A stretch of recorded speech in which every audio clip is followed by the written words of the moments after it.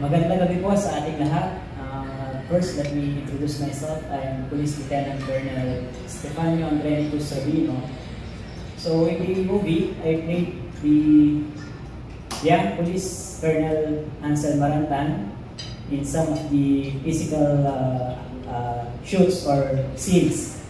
And yeah, makikita nyo on August 13 this will not feature not only the life of a brilliant officer, but it will give you the reality behind the true story or the life of a police officer here in our country. Marami ay hindi nakikita in television, pero this movie will feature all the struggles, all the realities, as well as the what do you call it, mga pagsubok na pinagdadaanan namin bilang mga pulis. So marami ang inyong aabangan in this moment. Thank you very much.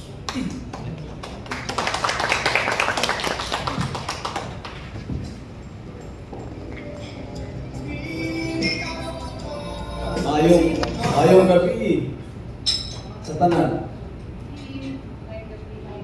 Maayong gabi. Hindi yung Bisaya ko kasi Ilocano naman talaga ako. Magandang gabi sa inyong lahat at may bagong review amin ako. Ako po si Colonel Ansel Marantan, ang nasasaktan dito sa pelikulan na ginawa din ni Superintendent Caduayo. I am a PWD, that's why I'm invoking the rights of a PWD. I am asking for 20% discount sa mga questions nyo sa akin mamaya. Like a PWD, there are things that sometimes I cannot do. It's like a tide of reminder, don't yourself to do it. So, with that, maraming salamat po. We are asking a portion of your time, a time na pinahiram na rin yung hindi na namin pababayaran.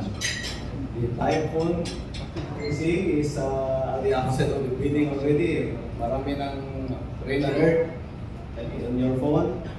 So please be safe pag uwi nyo mamaya. Maraming salamat po.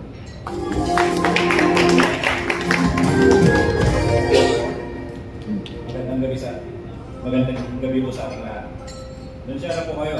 Totoo po kami pulis. That's why hindi po kami sanay sa ganito. We always work behind the cameras. That is an operator. Maraming salamat po sa panahon nyo na papunta dito despite sa yun nga, yung masamang panahon. Ako po si Colonel Mayamis. Ang laging nasa likod niya, sir. Laging nasa tabi niya. We never leave. He's my brother. I never leave him behind as he is to me. We both experience the lowest part of our lives, but we stick together through thick and thin since the district.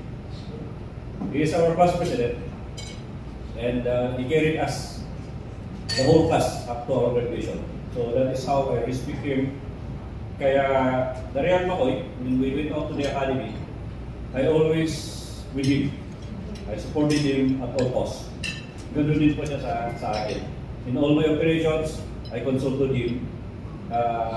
He was with me, not physically, but he provided me all the supports.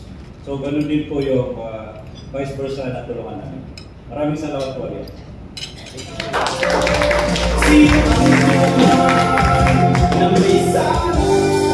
And again, isang malamig na gabi at isang salamat sa mainit na pagtanggap sa amin. Thank you so much and hope na we will give justice sa mga tanong. Alam nila na itong sila lahat police, kaya ako nakapuli kasi blue sila.